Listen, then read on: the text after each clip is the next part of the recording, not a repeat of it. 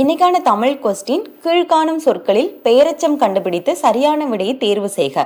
பெயரெச்சம் அப்படின்னா பெயர் கூட்டல் எச்சம். எச்சம்னா என்ன? ஒரு வார்த்தை முற்று பெறாமல் நிற்பது எச்சம். இங்க பாருங்க, நல்ல, நல்லங்கிற வார்த்தை முற்று பெறாமல் நிக்குது. இதுக்கு பின்னாடி ஒரு வார்த்தை சேர்ந்தாதான் என்ன பண்ணும், இந்த வார்த்தை முழுமை பெறும். அதுக்கடுத்து பாருங்க, படுத்து, மாட்டிய, கடந்து, இந்த மாதிரி வார்த்தைகள் எல்லாம் முழுமை பெறாமல் நிக்கிறதுனால இது பேரு எச்சம். சரிங்களா? இந்த எச்சத்துல ரெண்டு வகை இருக்கு. ஒன்னு பெயரெச்சம், இன்னொன்னு வினையச்சம். இந்த எச்சத்துக்கு பின்னாடி பெயர் வந்துச்சு அப்படின்னா அது பேரு பெயரெச்சம். இல்ல ஒரு வினை வருது, வினை அப்படின்னா செயல், ஒரு செயல் வருது அப்படின்னா அது பேரு வினையச்சம். இப்ப பாருங்க, நல்ல எச்சமா, எச்சத்துக்கு பின்னாடி பெயர் சேர்க்கிறோமா இல்ல வினை சேர்க்கிறோமான்னு பாருங்க. நல்ல புத்தகம், நல்ல மாணவன், நல்ல பையன்.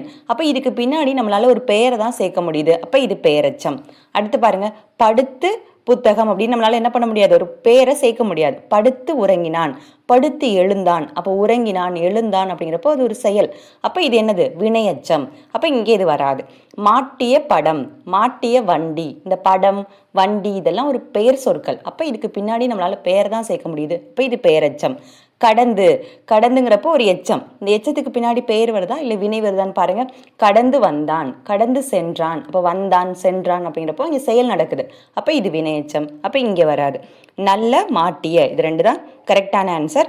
ஆப்ஷன் பி தான் இதுக்கான சரியான விடை. இந்த மாதிரியான கொஸ்டின் பார்க்குறதுக்கு நம்மளோட சேனலை ஃபாலோ பண்ணிக்கோங்க.